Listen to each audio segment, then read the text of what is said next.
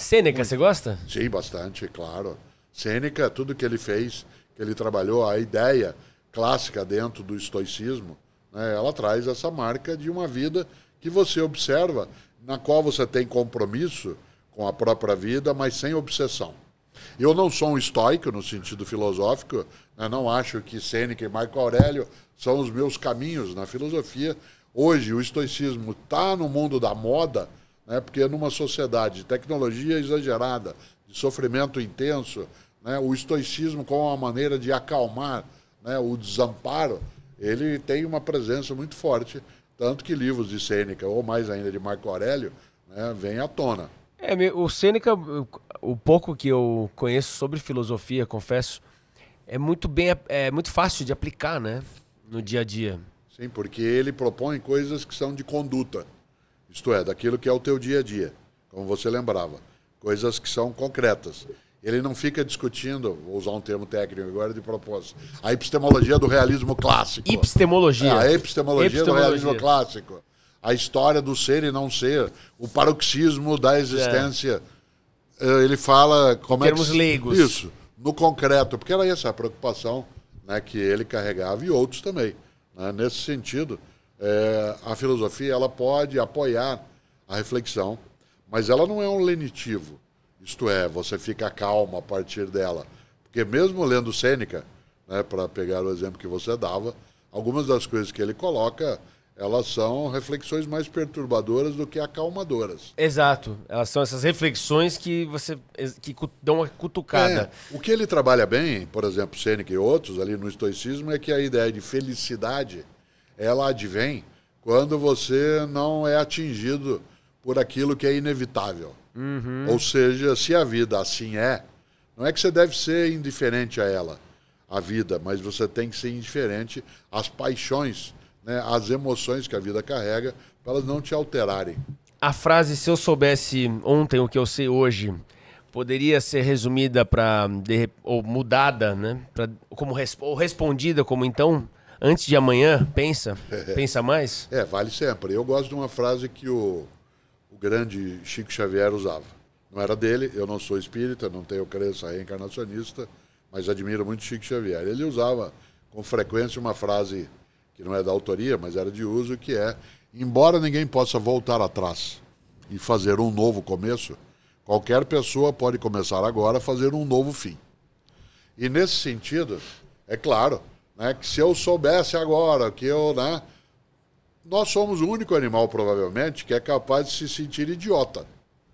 Ou seja, eu posso agora, aos 70 anos de idade que tenho, ver-me com 50, com 20, com 15, falar, mas como eu fui imbecil? Por que eu falei isso? Porque eu disse isso a ela ou a ele? Então, essa possibilidade de olhar-se, de estar no palco e ver-se na plateia, de estar na plateia e ver-se no palco, o nome disso é consciência. Uhum. Você não tem só ciência da coisa, Sim. noção. Você tem consciência. Em princípio, nós somos o animal que mais apresenta essa possibilidade, mas parece que um ou outro, né, especialmente dos primatas, nossos parentes mais próximos, também tem uma parcela do que nós entendemos como essa força de pensar, não de pensar no nosso sentido, mas de olhar e dizer... Se eu soubesse. Exato. Agora... Mas a questão até que você fala sobre lembrar, o que acaba afetando muito é a nossa memória. Mas tem pessoas que são mais leves porque não lembram tanto, ou pelo menos não... sabe aquela coisa de esquecer mesmo? E outras que lembram de cada detalhe? Então, Cláudia, com quem eu sou casado, ela, vez ou outra, brinca comigo porque eu durmo muito bem. Isto é, entre a hora que eu digo boa noite... E a hora que eu inicio o sono, passo-se em média 70 segundos. Certo? Entendi. Se eu deito e digo boa noite, é a hora. E aí eu durmo. Bom, toda vez que a gente brinca com isso, eu digo, sabe por que eu durmo bem? Porque eu tenho a consciência tranquila. E ela diz, ou é a ausência de consciência. Né? Você tem pessoas que têm uma vida mais leve porque lidam com as encrencas que a vida coloca de modo leve, sem ser inconsequente, e tem gente que é alienado. Uhum. Eu uso muito uma expressão, uma pessoa que é feliz o tempo todo, ela não é feliz, ela é tonta. Entendi. Porque a felicidade contínua, ela é uma forma de tontice. Você não pode ser tonto, né, de modo contínuo e nem feliz de modo contínuo. Não pode ser feliz de modo contínuo nem infeliz de modo contínuo. A felicidade é uma ocorrência eventual. Ela não vem o tempo todo. Ela vem, às vezes ela se ausenta. Toda pessoa tem momentos de dor, tem momentos de tristeza, tem momentos em que você quer que tudo desapareça e tem momentos de efusividade, de alegria, de vontade de existir.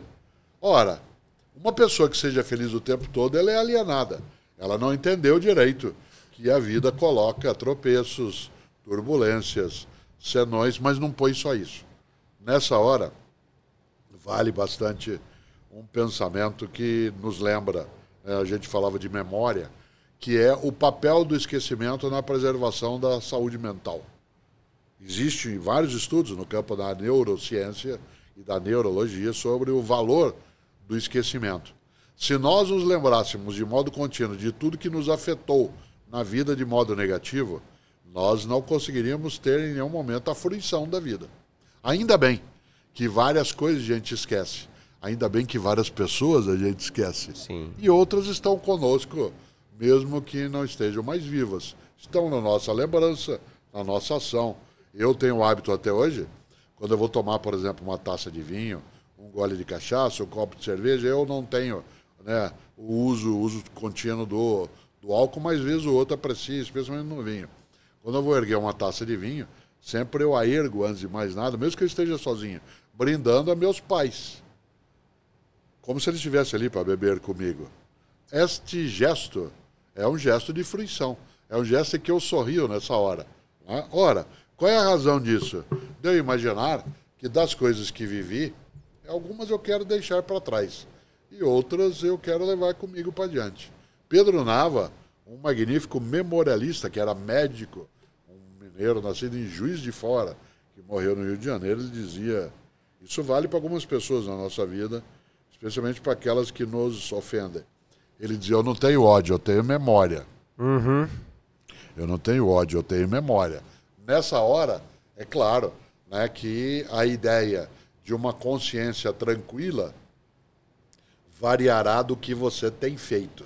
Isto é, acho que o Milor Fernandes que dizia que num país como o nosso, só os canalhas dormem tranquilos.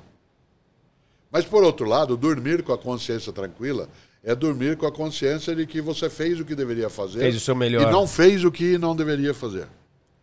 E há pessoas que elas fingem que as coisas não estão acontecendo. Além dessa definição, na verdade, compartilhar esse pensamento, você conseguiria definir o que é felicidade ou é impossível? Sim, claro. Definir? Né, a ideia de felicidade é uma exuberância em que você sente um gosto imenso de estar vivo. Há momentos em que a felicidade vem e nessa hora a vida vibra em você. Você sabe que aquilo não será contínuo. Você não quer que aquilo termine, você eterniza. Uma das coisas que o mundo da tecnologia trouxe de negativo, porque muita coisa é positiva, foi não registrar momentos de felicidade intensa de modo afixado. Exemplo, há 30 anos, não havendo tecnologia de fotos que já estão livres. Porta-retratos. Isso. Hoje, você tira uma foto, 2, 10, e aí você passa com o dedo no mobile, numa velocidade em que você não tem a fruição daquele momento. Não é que a gente recusa a tecnologia, mas ela retira um pouco o que é a intensidade da felicidade, que é a vida que vibra naquele instante. Né? Evidentemente que a felicidade virá de lugares variados. Há momentos que eu sou feliz quando meu time faz um gol magnífico. E olha que eu torço para o Santos, portanto, está mais rarefeita a felicidade, né, no momento. Eu achei que você torcia para... Você é do Rio Grande do Sul, né? Não, eu sou paranaense. Paranaense, perdão, paranaense. Isso, mas eu torço para o Santos. Portanto, quando Pelé, e o Pelé jogava muitas vezes no Pacaembu, verdade, né? Quando ele fazia gol, era uma felicidade comemorar. Você já viu isso no cinema, já viu quando eu estava dançando, quando um neto segura em mim, quando vem um beijo, quando eu entro no meu quarto, como eu entrei no domingo à noite, e uma das netas tinha passado por lá, e eu não vi que ela fez um desenho de um coração e deixou sobre a minha cama. Aquele é um momento feliz que eu queria que ficasse sempre, mas eu sei que não ficará. Mas o fato de eu saber que não ficará não significa que eu não vivo aquele instante. A felicidade, ela não é contínua, mas ela não se ausenta também de modo contínuo.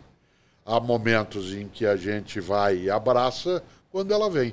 Em outros a gente deixa de lado e sabe que o tempo nos trará, né? O grande movimento mais difícil de lidar é exatamente quando a gente não tem capacidade, né, de fruir a felicidade.